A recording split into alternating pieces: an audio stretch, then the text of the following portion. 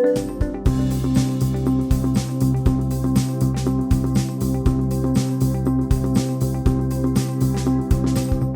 morning, everybody. Thanks, Mike, and thanks for Argen to invite me here today. And it's always great for me to come back to Orange County. I was like 20 years at UCLA, many of you know that. And I've been out of the country the last year, so if I apologize to anybody, I've been in Alabama, and I'm pretty sure it's not in the United States. I'm pretty sure, because on President's Day, you know, I took the day off, and I got a note from my boss that I was delinquent. He calls me up and he says, "Why aren't you here?" True story, true story. He says, "We don't take off President's Day in Alabama." And I thought, oh, really? Okay, so that turned to explain a few of the things that we're starting to see around these days. Okay. So anyway, I've been tasked to talk to you today about translucent zirconia, and God, it's just amazing how all this stuff is changing, and it's fascinating to me. And I want to share with you a lot of tips and tricks I think that'll be very useful for you today.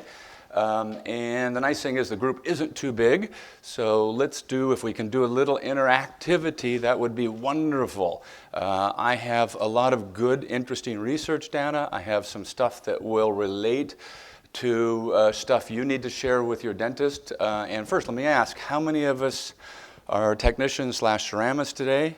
That would probably be most of us. How many of us are dentists today?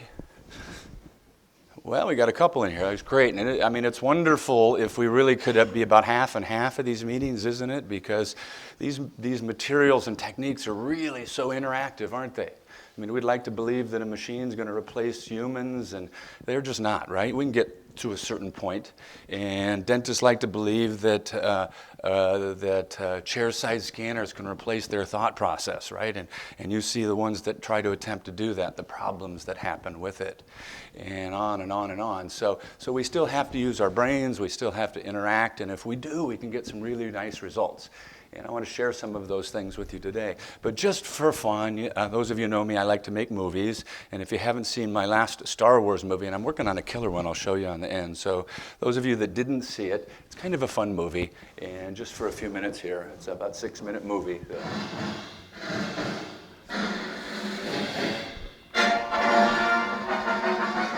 gotta have a hobby, right? Now I'm poor. So I think I should have called it Zirconia Wars after all the changes in zirconia. A new movie I'm actually working on is called Raiders of the Lost Art, and a new version of the A-Team. I think I'm going to call it the A- team, and I'll tell you a little bit more of that on the end. Anyway, these are all the things I'm going to talk about a little bit today. I'm going to talk about the various versions of zirconia. I think we're maybe all in a little bit of overwhelm of the changes. I got 3 mole, 4 mole, 5 mole, 4.2% mole. What does all that mean to you? And how does that affect you? You've been hearing a lot about surface treatments. Should we sandblast? How much should we sandblast? What should be the time? Should be the sandblast? And I have a graduate student here. I'm going to getting her PhD on that, and we have some very interesting information.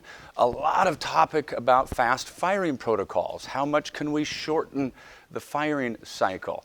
Can we have sonic or rapid firing protocols? So I want to give you some information you can walk back in on Monday morning and use, okay? I always like to, when I go to a lecture, at least have a pearl or two that I can use Monday morning. And please, if I stay too far, just move me in and out of here, okay? And how this firing affects translucency, because if we're going to change the firing schedule, what does it do to the optics and what does it do to the strength? Because some materials it affects quite a bit, and some materials it doesn't. And then a little bit on ovens. I think most of you probably know quite a bit about the oven technology today, but I would like to touch base just a little bit on some of our research in there. And then the last part, 15 or 20 minutes, some very practical things that I do. I call it HAD-HAM. It's actually the first technology. You all know CAD-CAM, right? Computer-aided design, computer-aided machining. I call it HAD-HAM, human-aided design, human-aided machining. Because we all know what comes out of the machine is pretty good. And the more that we put into our program, it can be a little bit better, and the burrs are getting smaller and smaller. But you can see with my personality, I just can sit and watch it and watch it and watch it. I just want to get it out of the machine, and I can do some of it faster with my hand. And then the reality is if we're going to do front teeth, As monolithic, one of the things that we have to do is reproduce natural surface. Am I not on? I am not on. I am so sorry. Thanks, Mike. I apologize. If you can't hear me back there, please, please let me know. We have to reproduce natural surface texture. And I will relate an interesting story real quick. I was taking a course a million years ago, God, it feels like a million years ago, from a guy named Willie Geller. And most of you know that name, Willie Geller, very famous technician. And I saw him take somebody's ceramics, literally 3 in a bridge. He used to teach this course. Porcelain had totally fallen off the bridge. I think the person was crying. He picks the porcelain up, puts it back on, moves it around a little bit with his brush, fires it. It looked horrible. And the guy was crying again. So he said, in Willie's sort of rough way, really takes a burr and finishes it and polishes it. And it looked pretty darn good.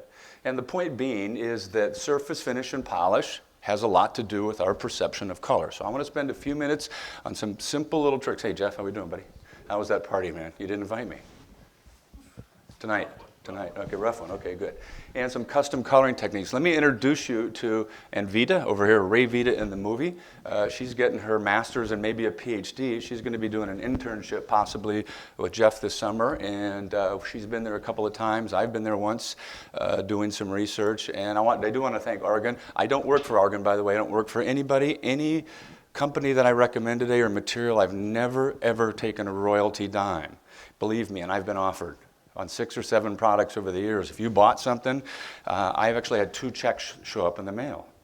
And I called up this company once, one of the times, I'm not going to tell you who, and I said, what's this for? So, we sold a bunch of stuff because you spoke. And I said, that's great. Wasn't that kind of the idea? I suppose it was, no, you should get some of that money. And I said, well, I just can't take it. She says, you're the first speaker that's ever sent the check back. And I just feel real uncomfortable about that. My job is to teach you. Yeah, they got to pay me for my time. That's fair. I should be paid for my time. But unless I own the product, it's my product that I'm selling to you, that's different. But I shouldn't have a back-end deal because then I don't know if I'm talking to you or I'm listening to me, let's say, if the only reason I'm telling you something is because it's mine. You know what I'm talking about, okay? So I'm not making any royalties on any products for anything.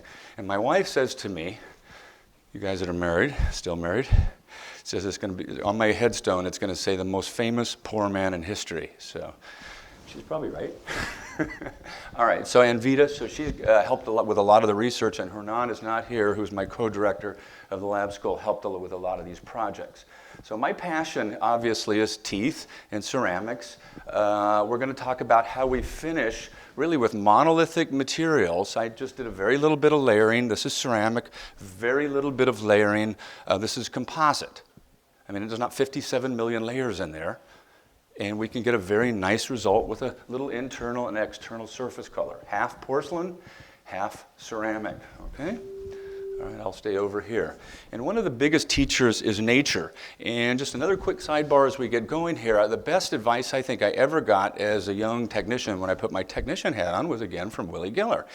He suggested to me as I learned what to do is to just keep some extracted teeth in a jar when I start shaping teeth.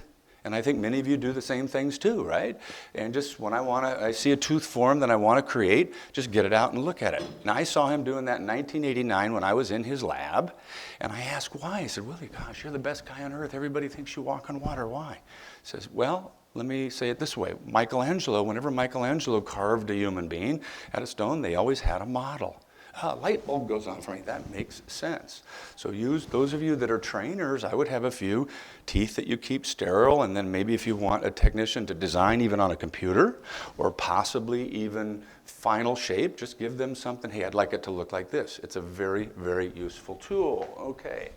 All right, now Jeff, I promised I'd give you a little bit of stuff here. I'm doing some work for Argen looking at not the topic of day, but we'll give you a couple of minutes. It's sort of my interesting life today. I'm working in 2 extremes. I'm working in monolithic zirconia, and I'm working in minimalistic feldspathic porcelain. There's kind of a big push back toward that. You know, our patients don't want their teeth cut on, some of them, or a lot of them today. And so Jeff asked me to test out a couple of things. That's a veneer case, minimalistic prep case. So Jeff asked me to test out this stuff. Okay, so I thought I would just share with you the results. He wanted to know if this worked as well as Arufilm.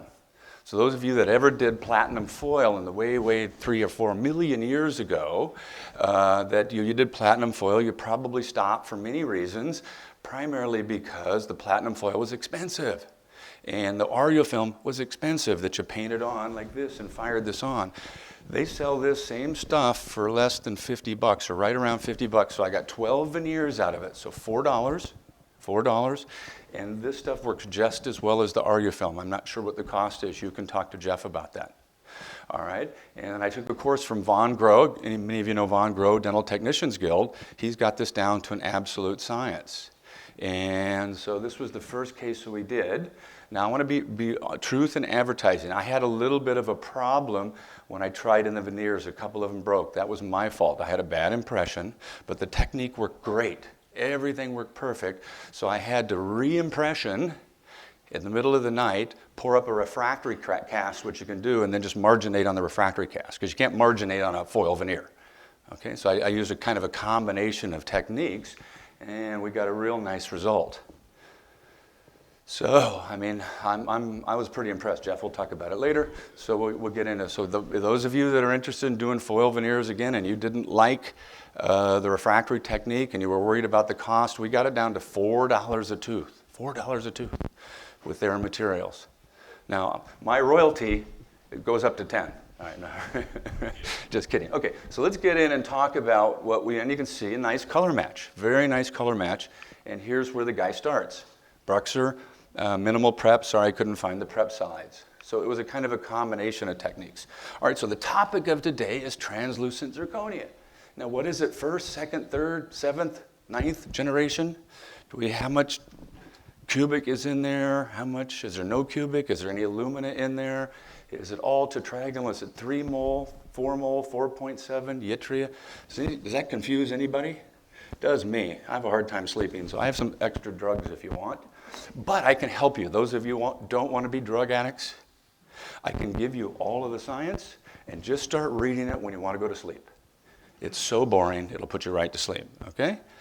All right, so we're going to talk a little bit about maybe the magic number, and you've probably started to hear this a little bit, and I'm testing their materials right now. The magic number for the best balance of strength and translucency is 4 mole, or right around 4 mole.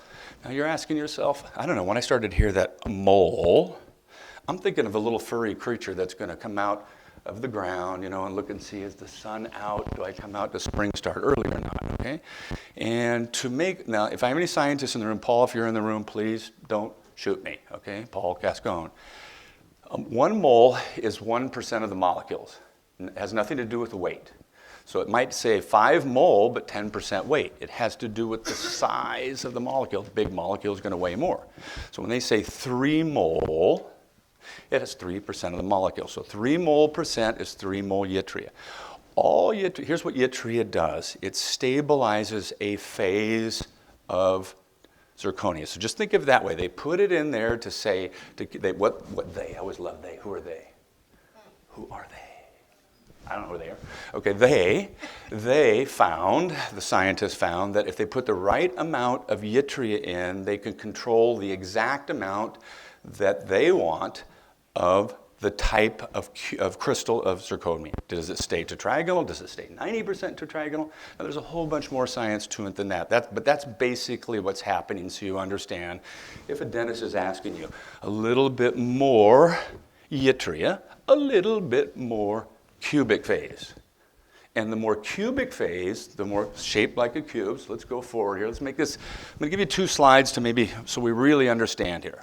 The original material, first generation, we all know that was like lava, big frameworks, opaque as heck.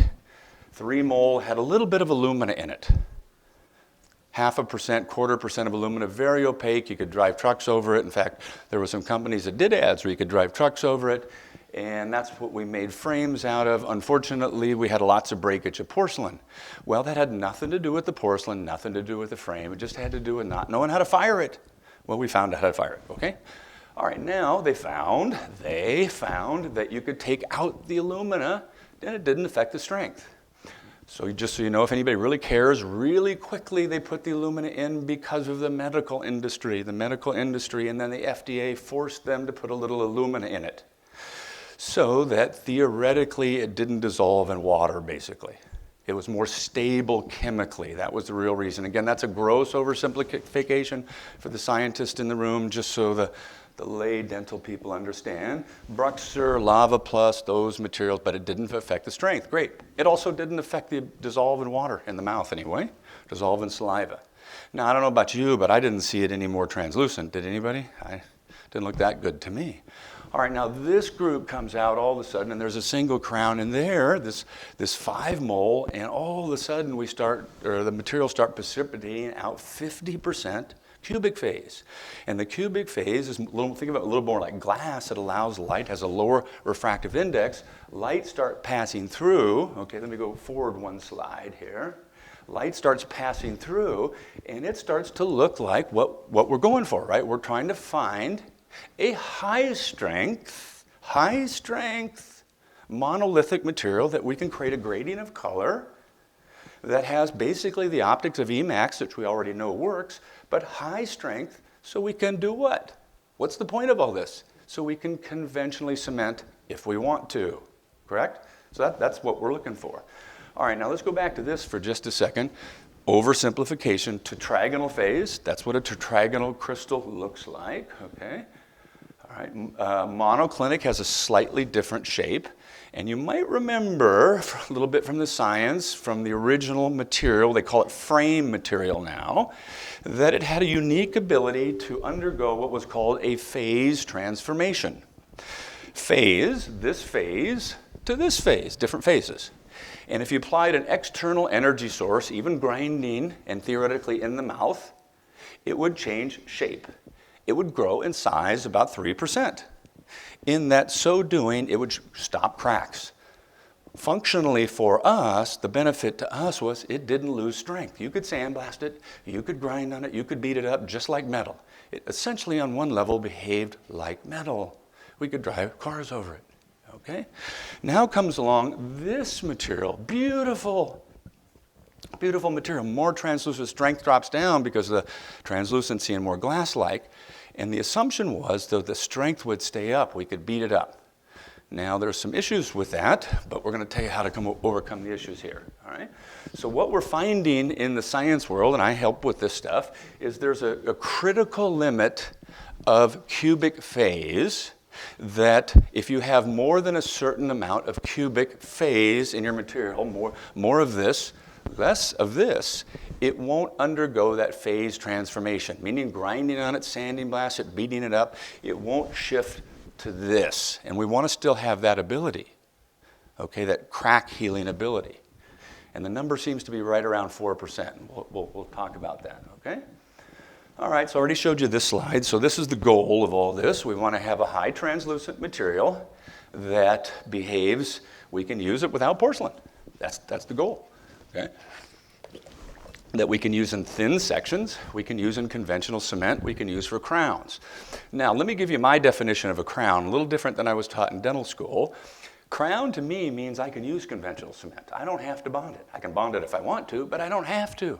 So that's what I was looking for personally. I was looking for something I could just cut off a second molar and I don't have to put a bunch of stuff in there and a bunch of bonding agent and a bunch of light and a bunch of this and a bunch of that. That's what I needed. Okay, and I think that's what the general dentist wanted. On an anterior tooth, I'm still going to use a resin cement if I've got a translucent crown. Why? Because I want to let light go through there. All right, so I needed something for the back that was strong that I didn't have to cut 1.5 millimeters with Emax. Now, I love Emax. I know you all do too.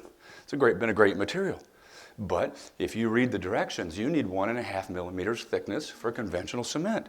Well, that defeats the purpose. I don't want to have to do that. I need a material that I can conventionally cement without, like a gold crown. And we now have it, guys.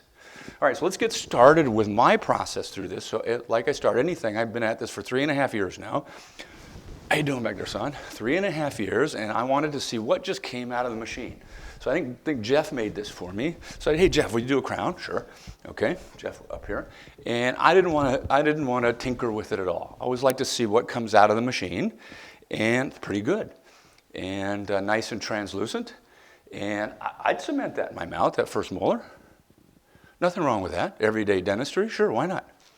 Okay, I reach out to another company for another system, that second molar, and I was looking for a case that had already Emax in the mouth. So there's Emax on here, there's Emax here, Emax MT, Emax MT, and you can see the patient's got some other problems, some recession and things like that. So what I wanted to do in the same mouth, see if I got similar optics. Okay, pretty close. Now, no, little orange stain, but no customization. So there's nothing wrong with that. That's great. I could not get that with a PFM. I couldn't get that lifelike. I could get a more opaque appearance. So I'm thinking, great. I'm going to buy in now.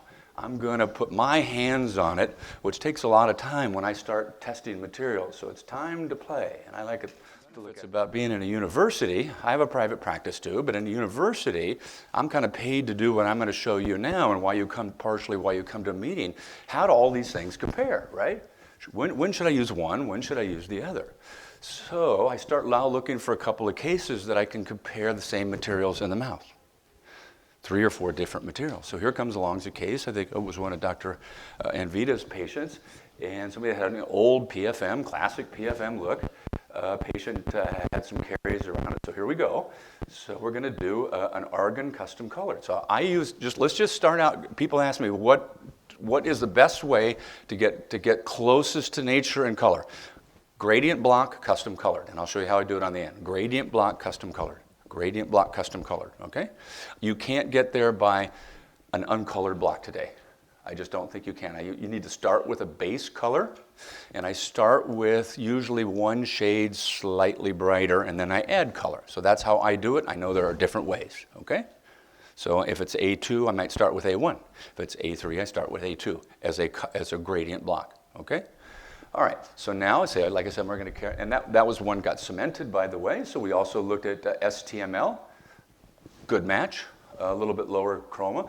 Now here's what I'm finding is with the Argen, the Argen anterior, a little more translucent than the other ones. You'll see the data in just a little bit.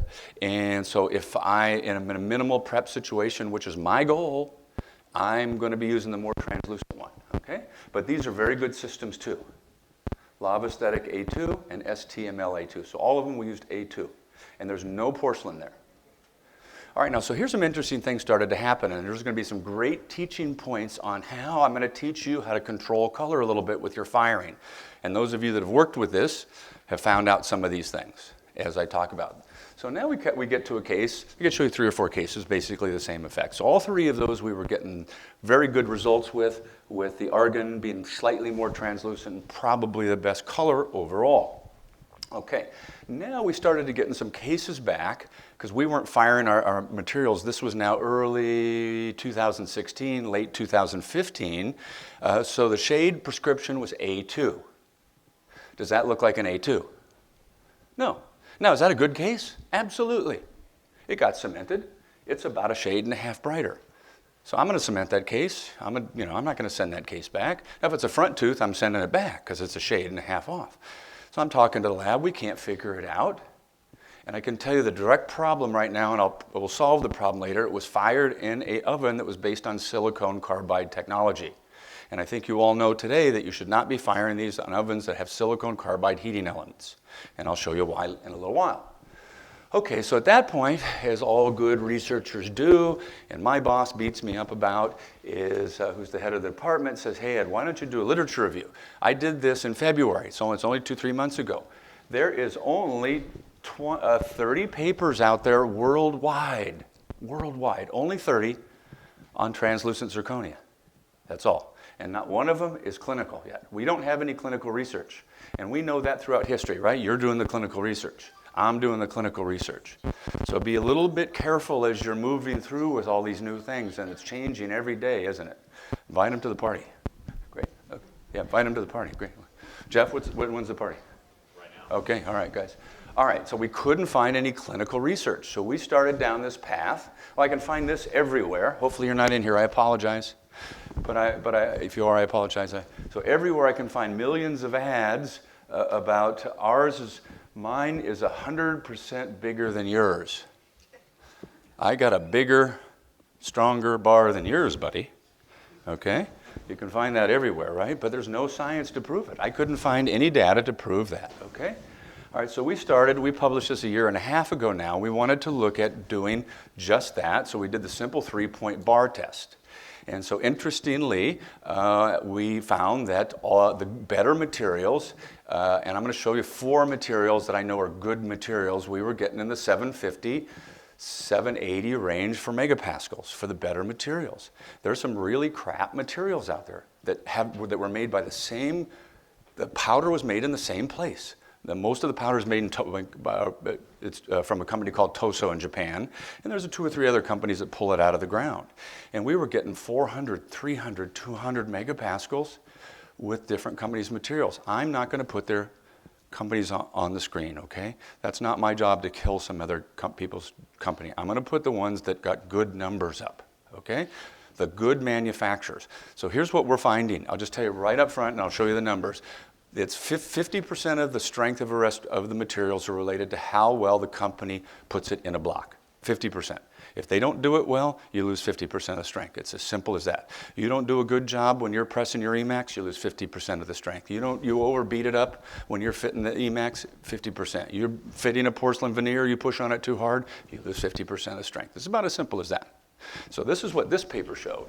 Now, we got cremated in the science community for doing bars. Everybody's doing biaxial flexure test, meaning making a disc, because they say that you can control the flaws.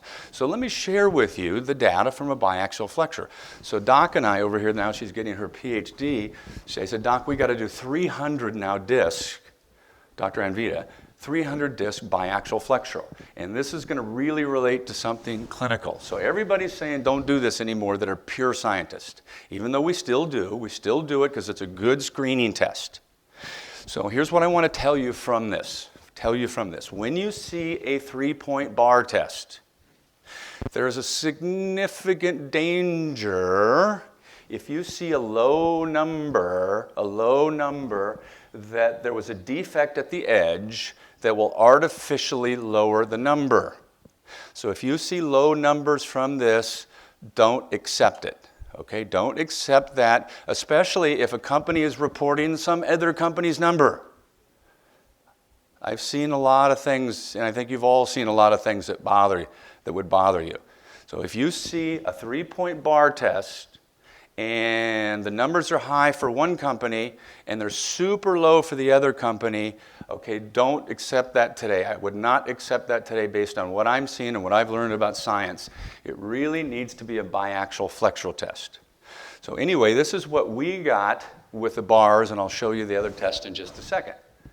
All right, so we've got some pretty high numbers, and what was real interesting is when we looked at the HT, that was the material with low alumina, we got no decrease in strength if we sandblasted it. Coming over here, this is the old zirconia, so that doesn't matter anymore, okay? All of the new translucent zirconias, the numbers went all over the place with the bars. So all the scientists, including Paul Cascone, said, Ed, I'm going to kill you. Okay, all right, so let's do it again. Let's do it with a 3-point bending test. So we make up disc, and this is a much more accurate test because you eliminate edge defects. So you make a very uniform disc and you push it in the center, and there's 3 little bars here. And this, trust me, this is going to be very clinical applicable in a second. So I think Jeff's in the background calling for pizza there somewhere. Pizza never showed up. All right, so we break the bars, and this is how many, we made just literally over 300 specimens. All right, so let's take a look here. We tested 9 companies. I'm going to show you the companies that got good results. And I'm not going to show you the companies that got bad results for the reasons I just told you. It's not, like I said, it's not my job. I'm not trying to kill anybody's business.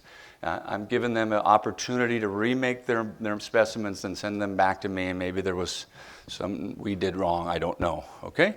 All right, so we look at just polished.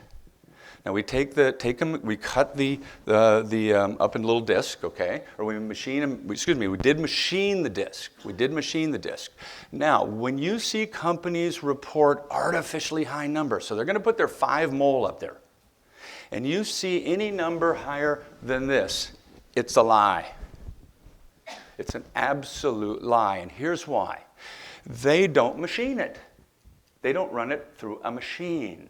They take it in a block, they section saw it with this very special section saw, multi-$1,000 section saw, polish it so smooth you can ice skate on it. That's not real world.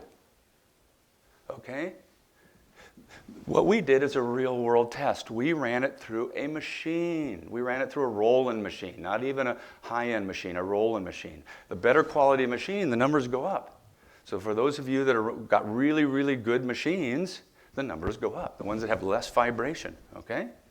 All right, so look at those numbers. They're all fairly consistent with those 4 materials. Now we did have one 4 mole material. This is not a 5 mole. I'm on a 5 mole. We're going to talk about 4 mole. And now we're testing Argen's 4 mole, and everybody's coming out with 4 mole, and you'll see why in just a little bit, okay?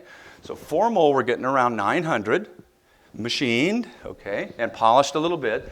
And the other one's right around 770, just like that ad, interestingly. Okay. All right, now.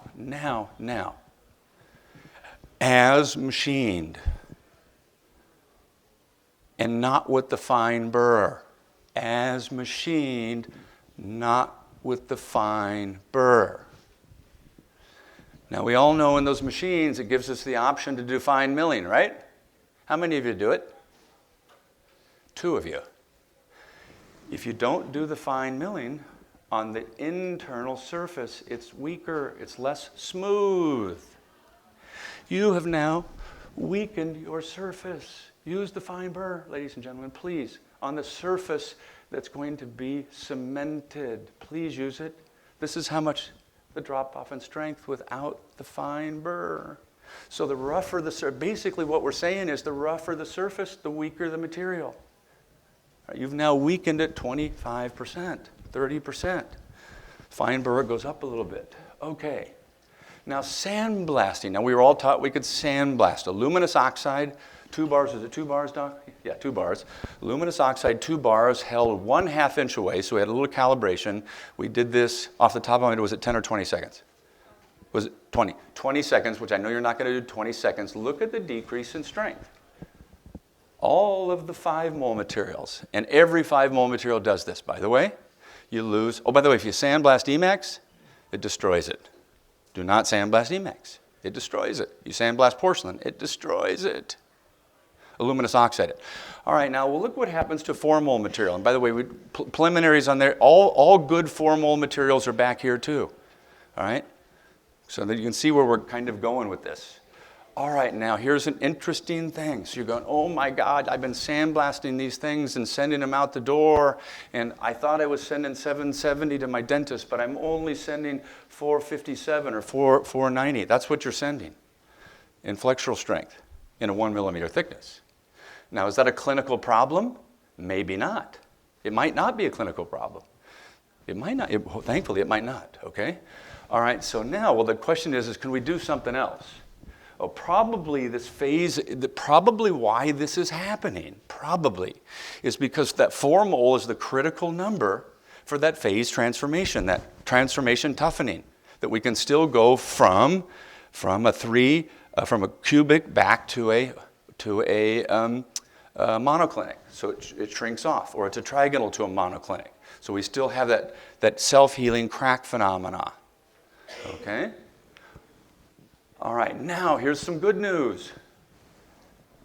If you use glass beads to clean the inside, and what did they tell you to clean or devest Emax with? Glass beads. And why are we treating the inside of zirconia in the first place? Really just to clean it, right? It's just kind of a cleaning thing. If you use glass beads, the strength just drops down to the as machined. And if we did the fine machining and the glass beads, it might be up to here, where we don't see much drop off at strength at all. Okay? All right, so I'm going to say this about 5 times now. 5 times. If the dentist is going to do conventional cement, something like glass ionomer, resin-reinforced glass ionomer, glass beads to clean. If they're going to bond, however, you do need aluminous oxide. So you want to be in close communication with them. And you need to tell them not to use their chair-side aluminous oxide because they're going to weaken the surface. Okay? It might not be a clinical problem, but that's a very, very important thing to understand. All right, now the next thing we wanted to do was, okay, there was some pretty good research that looked at if you treated the internal surface and you weakened it, was there a way to strengthen it again? All right, I mean, because if you want to bond zirconia, if you want to effectively bond it like etched Emax, like etched porcelain, you need to use an MDP primer. You've all heard of the MDP primer, big long primer with a phosphate. It's in Curari's product, it's in Panavia, it's in 3M's product, but it's an MDP primer. All right? I can give you some products later if anybody wants. That'll chemically bond to zirconia, but you have to luminous oxide to make it work. All right, so that means we have to do this surface here, we have to treat it to weaken it. But can we bring back the strength? And the answer is yes. So we tested that we sandblasted it, weakened the material, put a layer of resin on, the bonding agent, layer of resin, and then used just a regular dual cure cement, then bonded it to a disc, okay, bonded it to some glass or something like that, and broke it with a 60 micron thick layer of resin. Bonded though, and it brought the strength back. All right, so then now where I'm going is, again, just to repeat, I said I'm going to do it 4 times, that if we're going to do adhesion, if the dentist wants to do adhesion, lightly sandblast aluminous oxide on the inside. An MDP primer, the one I recommend, is a very simple primer. It's from Bisco, and it's for one reason and one reason only, Z Prime Plus. Are there others? Yes, Monobond Plus or Myclar. Ivoclar, good material, okay? Okay. I like thin primers that don't add any thickness, okay? Then whatever resin bonding agent you want. Great. All right, now here's the obvious reason why. Take a look at this. Here's a polished surface, as machined, as machined, okay? And the as machined, notice that the as machined looks exactly like the glass surface. Look how rough the aluminous oxide surface is. The weakening of the aluminous oxide blasted surface directly relates to just little micro defects that concentrate stress when it's flexed, okay? Just like a glass. It's behaving like a glass, like a cracked glass. All right. Now, another test my guy on my team did, Nate Lawson, guy that's my boss, said, okay, well, let's actually make that theory a little more practical here. Let's do it in a crown. Let's make up some dies that have the same modulus of elasticity as dentin. Let's put a coping on, let's bond that coping, and let's fatigue it. In other words, like we're chewing. Great, so he did that. And he's got this very elaborate machine. He calls it the Alabama Slammer. Okay, so he runs it through 200,000 cycles. 200,000 cycles, and then he breaks it. And so essentially what he did was 3 groups. All right, now with 3 different types of cement. So let's come over here. So he used the regular lava, original lava, Lava Plus, which was the high-strength lava. Sandblasted, lava aesthetic, sandblasted, conventional cement. Right? This is like a conventional cement. Emax, sandblasted, conventional cement. They didn't make it out of the machine. A glass ceramic did not even make it out of the fatigue machine. They all fell apart. Okay, so we come over here. Sandblasted, okay, excuse me, resin cement bonded without sandblasting,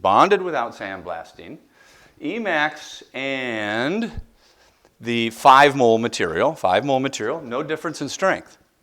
So that resin bonding is critical.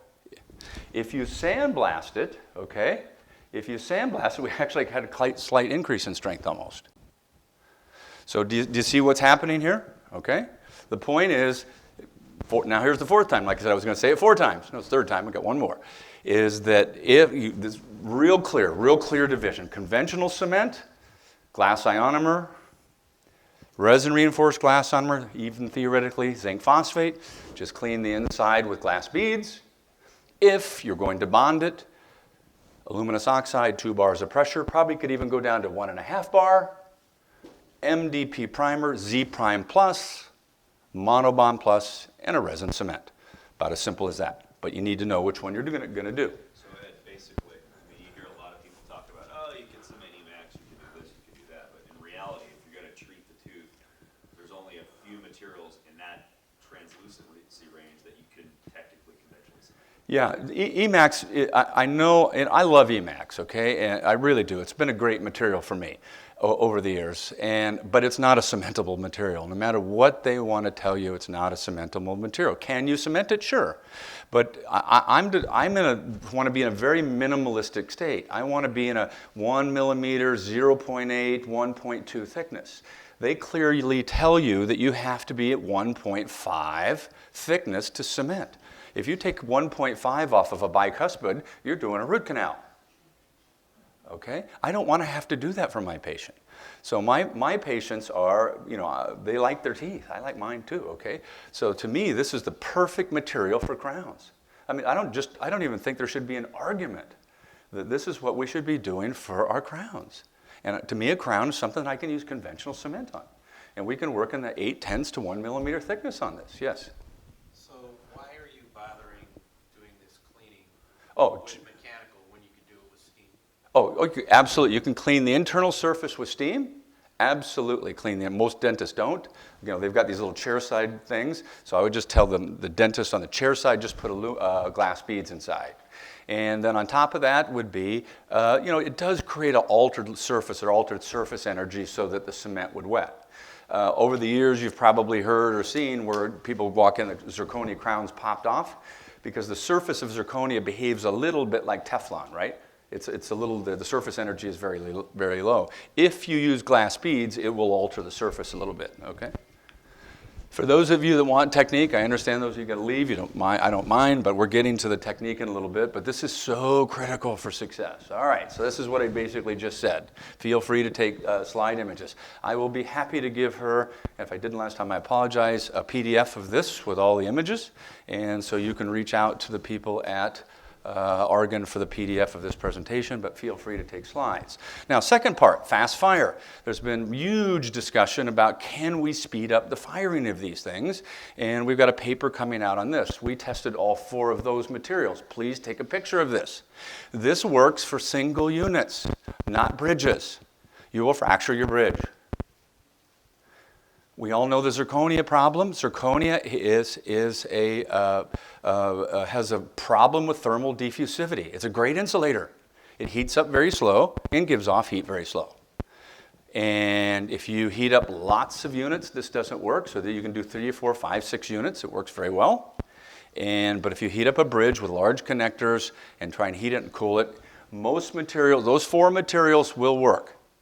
And I've tested some other ones that won't work. Okay, and it has to be a good oven. And we're going to be in the 1570. You're going to need to test your oven, and you're going to need a molybdenum disilicate heating element.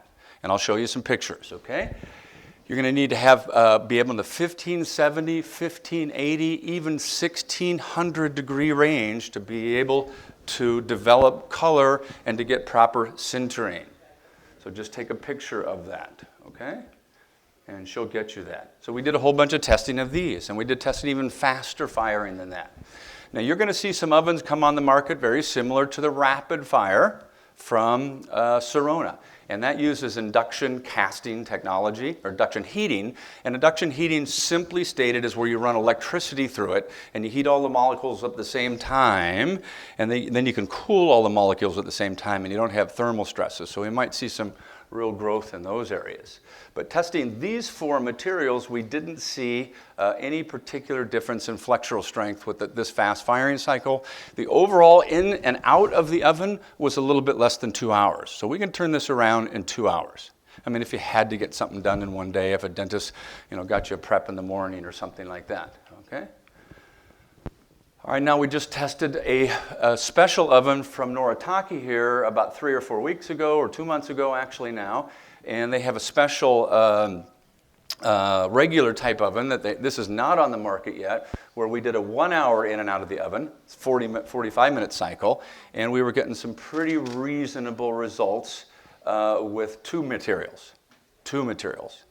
Now, not all the materials worked, right? Now, people say, well, wait a minute, why did this material work and why did that material work? You can talk to the scientists, talk to Paul. Here's the reason why. Every material has slightly different grain structure, slightly different grain size, slightly this and slightly different that won't behave the same way at fast temperatures. That's just basically what it is. So you get a new material from some company, you just got to test it and see if it works in your oven. It might not. We just tested two the other day that looked beautiful at normal firing, absolutely beautiful. You'd love the material, but at the fast firing, it just didn't work. Okay, so, these two worked pretty well at this sonic firing. Now, one of the big problems we're having at the 45-minute cycle is people haven't thought about this. Our firing trays are breaking every third or fourth time, and that can get expensive. So somebody's got to think about that. I'm going to talk to the Noritake people. So now let's start getting into some applications here on translucency and solve some problems for you, and then we'll start doing a couple of cases and some practical applications. By the way, when you see translucency tests, you're going to see 50%, 60, 70, 80, 90, blah, blah, blah, blah, blah. Okay, I'm going to report to you in 1 millimeter segments. Most people are reporting in 0.5 millimeter segments. And the ISO standard is to report in 1 millimeter segments. So there's a lot of BS out there, bad science, okay? And the other way is you're supposed to, ISO wants you to do pure transmission. Pure transmission means send the light this way, have your specimen, and measure the light from the other side. There's ways like contrast ratio that aren't so accurate. All right, so let's take a look at pure transmission in a 1 millimeter segment. And so what we're seeing here is Argen is right around 37%. That's really good, guys. That's really good because Denton's right around 31 or 32. And if I showed you normal zirconia, that would be about 15, 18% over there on the left. And the lava's not bad, and the STML's not bad. God, these guys think I did something bad. I mean, the Noritake people, I don't think talk to me anymore. They haven't talked to me in a while like I did some evil. If you look at your pictures and how you're hand polishing, yeah. That's really good for hand polish. Yeah. Really good. Yeah, and by the way, we're hand polishing the specimens. We're hand polishing. If you polish them perfect, okay, that just like glass, more light's going to go through. How many of you polish your specimens like glass? Good, nobody. Okay. You do, really? Okay. Like glass, send me one. I'd like to prove you don't, actually. Okay. So we're polishing them very smooth to 2,000 by hand. And they look pretty damn smooth, 2,000 by hand. Now, if we did 2,000 on a machine, it would go up about 5, 6, 7%. Now, I understand a company doing that. If I was a company, I'm going to polish it in a machine to 2,000. All right? But what I do is I'm comparing all of the good ones, and I'm going to throw a couple of bad ones in there in the paper and just leave the name off. Okay? I'm going to say company Z, company D, company E. Okay? That kind of thing. Okay? But I'm also going to compare to the known. Emax HT, they'll say 70 or 80%, and I love Ivocar if anybody's in here, but it's only 50% translucent in a 1 millimeter segment. It's only 43 in a 1 millimeter segment, so we're getting pretty close. Okay, so we did the sonic fire. Now here what I want you to see, you'll see that is very good. This is just with transmitted light, so I have no light coming down from the top. I have light just coming up from the bottom. 1 millimeter segment. That's more translucent than Denton. And actually, that's what I want. When I'm thinking about a monolithic material, I don't want it as translucent as enamel. I don't want it less translucent than Denton. I want it a little bit more translucent than Denton. So actually, these materials are starting to get optimized for me in one sense. Noritake.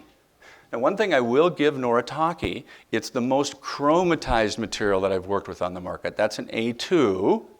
And so if I have a highly, highly deep chroma tooth, maybe that's the material to work with. If I need a very translucent, which people tend to want today, and then I can add the color. That's why I like working with this, okay? I add the color. And you can see we did hundreds, and This is why you're having problems, Doc, doing too much of this, okay? So literally did hundreds and hundreds and hundreds of crowns and tested them. All right, we already talked about that. All right, now this is extremely important. If you're going to buy a new oven today, you want to make sure, look at this. Look at for a heating element. This is what the heating element should say. It's made from molybdenum disilicate. And here's why. Silicon carbide can only safely or predictably go up to 1550, maybe 1525, and be predictable at that temperature. We're firing at 15. We're firing at 1550. Now with the fast firing cycles, we're going to 1575, 1600 degrees Celsius. And we need it to be predictable. And those break down at that, okay? This can go to 1850. We're not going to go to 1850, but it can go to 1850, okay? So the newer ones are made with that. So you want to make sure you look for that. I think most of the companies are starting to do that, but the cheaper ones don't. Here's why. This is a silicon carbide heating element, and I plugged in 30-degree differences. So I plugged in what it was supposed to, 30 under, 30 over. Those look horrible, those other two. And you know what? That's not because the oven was, the temperature wasn't 30 degrees difference, but at 1500 degrees, it couldn't do it. It just couldn't maintain proper temperature. All right. Now here's what I want to show you. Now here's a really good teaching point, and pay close attention to this as you start working with your material. And here's one of the benefits of zirconia over Emax. And I love Emax. I still do all my onlays, and I do my high stress cases out of Emax. That's not going to change for me. But I'm doing my crowns out of this now. And so what we found was, with the better materials that we can, and with a correct oven, calibrated oven, we can take, so with an ideal fire, and we can add 25 degrees, we can take 25 off, and we can predictably change the shade slightly. So now think about the benefit of that. You don't have to have 500 colors in your drawer. Sorry, they want to sell you 500 colors. My bad, Jeff. Okay. Okay. That you can tweak slightly the translucency. You go up in firing, it gets a little more translucent. You go under firing, it gets a little more opaque. And you found that out probably already accidentally, right? All right. Now, it's fairly predictable as long as your oven's calibrated. All right, you have to have a good oven. So now that's nice. I don't have to have 50 different colors. Yeah, I want to have the basic colors, but one case I need a little bit more translucent. This doctor likes his A2s look like this. This doctor wants this. So with the firing schedule, you can do that. Okay? And this is what a bad oven will do. Throw those things away. I think we should go up on the roof and have a little drop party, videotape it. That would be fun, Jeff. Okay? All right, this was the oven I use. I get nothing from them. I tested their ovens. I did get an oven that they ended up, we did a trade for an oven for a lecture, so, but that was payment for a lecture. Now, one thing I am finding, there's 3 chambers here. There's 3 chambers. If you do the fast firing, in any of them, don't use the bottom chamber. Do not use the bottom chamber if you start doing the fast firing cycles, because the heat, you don't get that heat in the fast firing in the bottom chamber. Use the middle or higher chamber. And we didn't go above, when we started going above about 8 units, you didn't see the color development. So it's about an 8-9 unit limit for fast firing. And you don't want to put the units on the outside. They don't want to be toward the rim. You want to have them evenly spaced toward the center of the crucible so it just absorbed heat better, okay? All right, now, if you don't know about these things, please get them. They're called the ferro temperature control rings. Jeff turned me on to these, actually, and John Shea, if you know John. They're real simple, inexpensive things. You get them online, so just plug in ferro temperature control rings. And every once in a while, you throw one in the oven, and when it comes out, especially if you start to see something going wrong, you measure it when it's done. Measure it before and when it's done. So the difference in length, there's a little sheet that comes with it. Each one is numbered. Whatever this measurement is, and you have to have a good micrometer, it will tell you within 4 degrees what your oven was. So if your oven was starting to do weird things, just measure it. Just measure it, okay? And it's a cheap way to test your oven, okay? Where Yeah. Sometimes the digital readout says 1500, your ferro ring says 1520. That might actually be okay, because depending on how you originally started firing and maybe what the manufacturer was using, there's a little bit of a conversion. So maybe there's a calibration to that too that you can plug in with that. So the point is, if we can calibrate to it, that would be great if you start to see a change. You all know about purging, right? Everybody knows about purge in the oven, but here's the mistake that I see people make. They're taking a piece of zirconia that's internally colored. If you're going to purge the oven, what do we want to purge it with? Something that has no internal color. So many of you aren't using the no internal color material, so you got to kind of maybe reach out to the manufacturers. Hey, can you throw me those little pieces you aren't using of the uncolored zirconia? Because if you put in a big piece of colored zirconia to purge, you've now just contaminated more. You can't tell because it's white. Okay, so make sure you purge with your uncolored zirconia. All right, now the fun part. How are we doing on time here? Good. Okay, we got 20 minutes and we're right on time. Now, one of the most challenging things I think we all have working with these materials, it grinds different than every other thing I've ground. You know, the original 3-mol material seemed to grind pretty even to me when I played with it a little bit. But when I'm grinding on this stuff, my hand will go, then all of a sudden my hand goes like that. And I think you know what I mean. And so I started to use the burrs that people recommended, and then I started to use other burrs that people recommended, and other burrs that people recommended, and other burrs that people recommended. And, you know, then the other practicality is, you know, you got to eat too, right? This got to be something that's pretty fast. And I wanted something that I could just put surface texture in, just a little bit of surface texture in 1 or 2 minutes and kind of go in the oven. And then something that looked fairly real, not like a bird crawled over the surface. So I went through an iteration of a bunch of burrs, carbides, diamonds, rubber wheels, and blah, blah, blah, blah, blah. And so interestingly, I thought about this for a little while because the surface is soft, but it grabs. If you understand what I mean, you're kind of working on it soft, but all of a sudden something grabs and then it goes in into 0.5 millimeter. So I thought, why don't I try composite burrs? This type of burrs I use in the mouth, because I was having the same exact problems with composites. When I'm cutting on composites in the mouth, or shaping composites, I'll be grinding on it and it'll grab. So I went to Ron Goldstein. You know, guys know Goldstein and Garber? And I used his medium, or his fine diamonds, because I found that didn't happen. So I take his burrs and I put them in a burr converter. I put them in a burr converter. Burrs designed to grind on composites I'm using on zirconia. So I find, here's some good news associated to that, is Brasseler is now going to put them in a kit for me. So I'm coming out with a kit now that it's going to be for finishing zirconia that's prior to sintering for this technique. But right now I'm putting them in burr converters. So these are the same thing I would do on a composite, same thing I would do on a composite. All right, so now how I would do that, just simple thing for a groove, to make a groove look real, is you use 2 burrs of 2 different sizes, and it's fast. So whatever the main direction of the groove, you work the main direction of the groove. If it's incisal gingival, you work it incisal gingival. And I can tell you the biggest mistake people make after that, they forget that the ridge on either side connects to the groove. So when you do the groove, you take another burr, you go to the top of the ridge, and then you just kind of rotate down into the depth of the groove, and it's pretty simple. So let's watch a little video. So this is a composite burr. I'm just lightly, and I'm 800 RPM. So remember, we're not contouring. The machine did the contour. I don't want to have to contour it.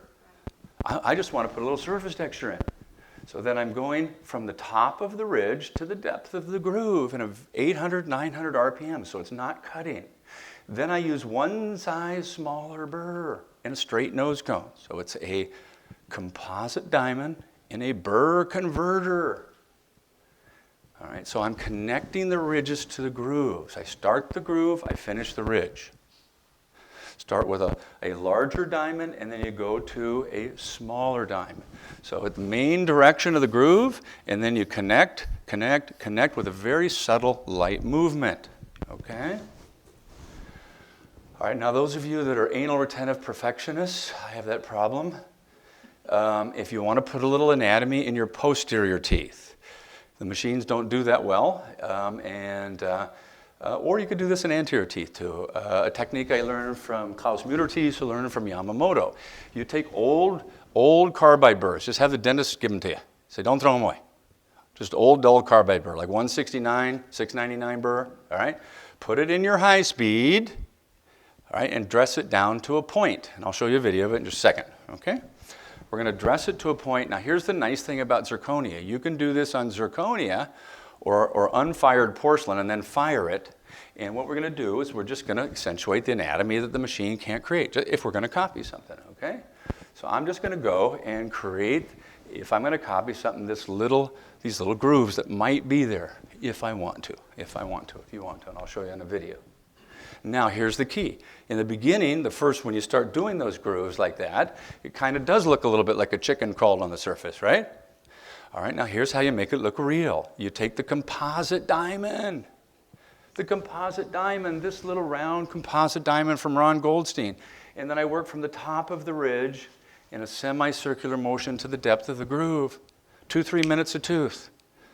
So you've just taken that machine thing and make it look real in 2-3 minutes. And it's not that hard. It's a very system, okay? So here we go. So we're going to take this and put this in a high speed. And maybe I forgot to drop it in. Now this is just a dull old burr. That's worth nothing. Okay? Get them from the dentist. You probably got them laying around. It needs to be a high speed though. You dress it to a point. So you take so here's your burr. You all got diamond disc. You just put it on the edge of the diamond disc and you dress it to a point. That's a technique that Yamamoto came up with 1,000,000 years ago. He calls it the non-edge technique. A lot of ceramists do it with porcelain. So here we go. So it's already dressed to a point. This will not crack the zirconia, pre-sintered. So I'm just going to accentuate that groove. That's the best the machine could do.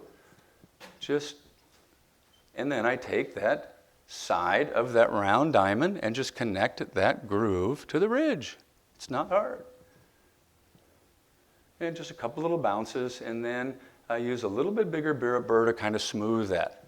That whole time was a minute, and that was the Renfert wax brush to clean. That Renfert wax brush cleans really, really well. All right, so there's a molar, and I'll show you this molar finish here in a little bit. Okay. And you can get that in about a minute and a half, 2 minutes, assuming the machine did its job. The machine's got to do 95%, and you do the last 3 or 4%. You can teach your staff to do this. Now as a dentist, let me be a dentist, and you're all technicians. I'm okay what comes out of the machine, but do that last 3 or 4% for me, okay? Yeah? It adds so much, okay? Now here's a cool little tool. Now this is probably overkill, guys, ladies and gentlemen. One of my former students, Josh Plansky, some of you know, came up with this. Get this. You get it from MPF. Get it from MPF. It's awesome with zirconia. Terrible with porcelain, my opinion, Josh, sorry if you're here, but awesome with porcelain, especially if we're doing monolithics. If we're doing, well, gee, we are, okay. So it's a glass cutter. And I'm just going to show you on a molar here. So if you want to accentuate a groove or you want to create a little fake crack line, this is the best way to do it. Your burr is going to go too deep. There's a difference between creating a groove and a crack line. All right? So this is the best way to create a crack line. Assuming, now you're not going to create a crack line on a molar, I get it. But on a single central, if you're going to match the adjacent tooth, yeah, you might want to do it, and it just takes a second. I'll show you a video. Here we go. Now I painted that green just so you could see some contrast. This gentleman had a crack line in his tooth. There's the crack line. It'll show up after it's sintered. There was some pericomata in that tooth. I'm going to match a single central. I'm putting in the pericomata with a scribe. It's called a scribe. You get it from MPF. Or reach out to Josh Polanski. He sells them too. Look up on his webpage or Niche Dental Studios. And it'll last forever unless you drop it, okay? Now, the next thing we're going to need to do is blend those things together, smooth it a little bit. Now, Brasseler sells these things. They're called feather lights. Have you heard of feather lights? Anybody? Yes, a few of you have heard of that. Please get these. These are one of the best. I cannot work without these today. They came on the market as single thicknesses. Dentists screwed them up. We have a way of doing that. I'm bad. And then they said, okay, you guys are screwing them up. I'm going to make them double thickness and put them on a mandrel. And I begged them to bring them back as single thicknesses that I could put on a mandrel. They finally did. They're blue, red, and gray. You don't need the gray unless you're working with composite. You need the blue and you need the red, singles. Now, if you call up Brasler, the company, and say, I want feather lights, those things on the left, they're going to sell you the double. And you ask for the singles, and somebody on the phone is going to go, what are those, right? You ever call up a company and they don't even know what they have to sell? Gee, that's never happened to any of us, right? Here's the beauty of that. That is the best instrument to blend grooves and ridges together and look real. Because, sometimes our burrs look a little thing, okay? So that's what I'm going to do. Now I'm going to tell you how to get that rubber out. So I maybe start with a point of dialite, pink dialite. So I use the pink in the unsintered. I use the blue in the sintered. If it's too rough, the surface is too rough sintered, I use the blue, which is harder. It's about 1,500 RPMs is what I'm using. So about 1,500 RPMs. If you go faster, you will embed the blue pieces in there, or the blue, or excuse me, red pieces in there, pink pieces. So that's just blending those little grooves or little scratches. Maybe I overdid it a little bit. So it won't take out the anatomy. It'll sort of blend it together like what would happen if you glazed porcelain. So I'm kind of creating that effect of what would happen after glazing porcelain. And again, this is 30 seconds a tooth, 30 seconds a tooth. Now you're probably wondering, I just contaminated that surface, right? How do I deal with that? So we'll talk about that. So that's what we do there. Just still images, okay? Now if you want it real smooth, you use the gray, but I usually don't use the gray, okay? All right, now, one of the things that is a killer for zirconia, especially cubic zirconia, if you have any moisture in your cubic zirconia, hello world. I should do my little dance. I never get to be, Anyway, they're live on Facebook. If you have any moisture in cubic zirconia, it can crack, number one, because the moisture can expand. But another thing that can happen is it'll make it more opaque. If you fire cubic zirconia and the moisture doesn't burn out, it'll make it more opaque. And now, what do I got to do? I got to clean this though. I made a rough surface. Maybe I've got some oil on it from my hands or whatever. I got to clean it. So I found the best way to clean is steam cleaning. It's fast.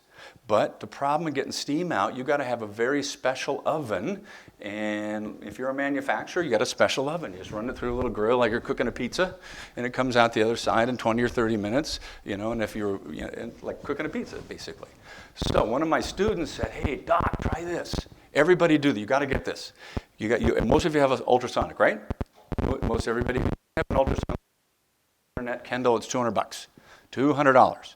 Here's what we always do with our zirconia, no matter what. We steam it so it's clean, and even if we don't steam it, 20 minutes with isopropyl alcohol, 90-91%. That will suck out any moisture that you don't even know is there sometimes. 21 minutes, 20 minutes of 91%, okay, in an ultrasonic. Because alcohol sucks moisture out. Alcohol is the opposite of water, okay, basically, okay? It will suck out any moisture, and then you do your colorization. Okay? And then you can also do it again on the end if you want to after we color it. That solved all of our problems. We were starting to, one, we were afraid to clean it because we get moisture in there, but then if we didn't clean it, we get little black spots, a little contamination, a little this, a little that. So the combination of steam cleaning got the little rubber pieces out, okay? And then adding in the ultrasonics with isopropyl alcohol solved all of our problems.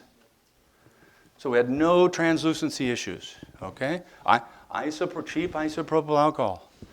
Jeff and I will drink the ethanol tonight and save the isopropyl for you guys, okay? All right, now let's talk about this. Now here's some fun stuff, guys, the custom colorization, all right? Now, I tested a whole bunch of food colorants, pigments, if you wanted to add to your colorant so you could see a little bit better. As you're applying your colorants, if you want to add to your colorants, most of them don't burn out cleanly. Most of them cause contamination. Thankfully, I found something that works that's cheap. Isn't that nice, something that actually works that's cheap? Kroger's food coloring or McCormick's. If you can't find Kroger, look up McCormick. Yeah, McCormick. Well, guess who owns McCormick? Kroger. Kroger, yeah, okay. So Kroger or McCormick's food coloring, you can add to your pigments, okay? Now, here's what I do. Sometimes when your pigments, when you put them out on a tray, they're so low viscosity, they'll run all over the place. And you go, oh, it's running over here, it's running over here, and you get color where you don't want it.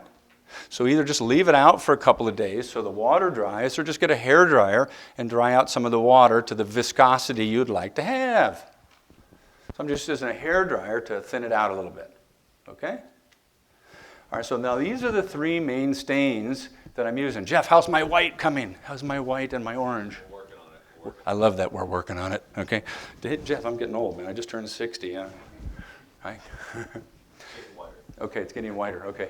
So if you haven't tried this, so for me, okay, so first of all, if I'm going to add base color to anybody's materials, I like the base shades of the Argen shades. They used to call them Origin, now they call them Argen. So one thing I want to give them a great job on their work on development of colors, because their base shade colors, A1, A2, they really match. So they're the closest to matching. If you just made up a disc of zirconia and put an A1, A2, an A1 of A2, somebody else's, those were the closest match that we got, just to the shade guide. You know, it's not necessarily my goal to match the shade guide, but obviously we're going to do that test. All right, so they worked on this for me, and I didn't take any money for it. Again, I'm not getting a dime if you buy this. So I wanted more than one blue effect. So they came out with 3 blues just to alter. I want a little bit more blue, a little bit less blue, a little bit more blue. Kind of like a 57, 58, 56, a little bit more gray, a little less gray. So you have 3 options for blue in the incisal. All right, and then also a purple. And so I'd ask for a little bit less intense. As much as I like the zircons on stains, they're great. It's just a little bit intense. So I ask them to make this about 20% less intense. All right, so what I do here is, and we'll come up and you'll see in a second here why that's a wax pencil here. I alternate little streaks of blue to create, obviously, fake translucency. I take whatever shade is the base shade here. So this is, let's say, A2, okay? I'll take A2 and I'll dilute that then. I'll dilute that with a teeny bit of blue. So 20 or 30% blue, 80% this to have a little fake translucency, and that's what I do my mamelons with to be, you know, kind of look like a tooth, because we got to have something that looks a little bit like a mamelon.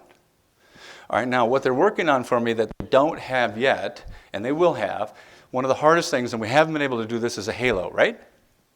That halo, that whitish line. So that black is going to turn into a halo with a wax pencil, and I'll show you that in just a minute. Now, if I have to increase the chroma in the central fossa, many times the central fossa doesn't look normal. And this is fast, guys, ladies and gentlemen. You can do this this is 2-3 minutes. And I know, 2-3 minutes, but it's still, then you won't lose that dentist that complains for adding an extra $1 or $2, because they're not going to do this somewhere else.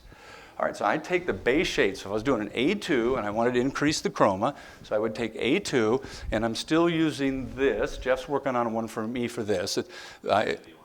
You didn't get me the orange yet. I got it now. Okay, good. Okay, so I used 10% of the zircons on orange, which is they're good materials, nothing against zircons on. Okay, but I wanted it a little bit lower chroma, and then I paint that in the central fossa. Now the colors you see are food colorants, so you can see what I'm talking about. In other words, it's not going to be that orange when it's done.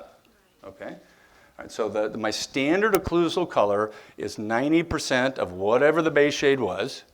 So if it's A2, 90% A2, 10% zircons on orange. Okay? Now, little trick. If you go in and you start painting and you know it runs everywhere and you're going, oh God, there's too much. And you're going to have too much brown, too much orange. The best way to get it out, don't use a burr, because you're going to cut too much. Just take a blade, because it only goes in a few microns. Just take a blade, just use the side of a blade and cut it out. Number 12, Bard Parker. So just take the side of a blade and just cut it out, okay?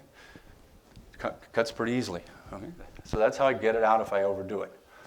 And then, like I said, I alternate the 1, 2, and 3 blue. And what do you do if you got an A2.5?